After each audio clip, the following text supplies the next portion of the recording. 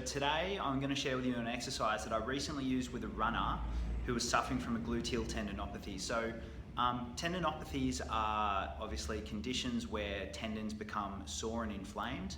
Hopefully they don't go so far as to break, but the way that we manage tendinopathies is normally different from other sorts of injuries. So what we know and what the research is starting to tell us quite clearly is that tendinopathies tend to respond better to what is called eccentric exercise or eccentrically loaded muscle contractions. And all that means, as simply as I can put it, is that the fibers that make up a muscle get put on tension and lengthened at the same time. So imagine maybe if I talked about my bicep, a concentric contraction is when the muscle fibers are contracting and shortening under load.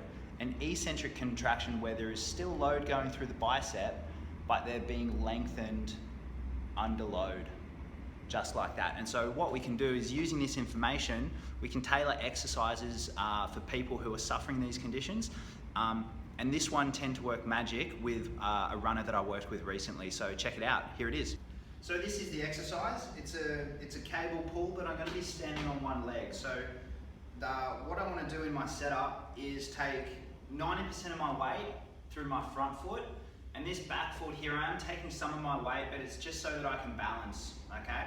So what I'm going to do is I'm going to let this cable pull me down towards to where the cable's coming from, and as I do so, I want to sit into my left hip, okay? So that's the key point, is that I come down and that I sit into my left hip, just like that. So as I do so, what I feel as I sit into my left hip is that I'm getting a little bit of a stretch around the back where those glutes are. And that stretch sensation is going to be that eccentric loading that we talked about earlier.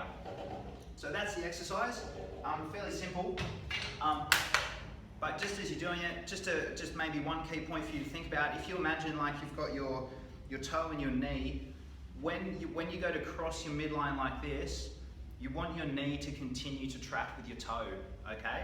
So when I come across my midline like this, I'm gonna feel the stretching of my glute muscles. That's those glute muscles working, okay?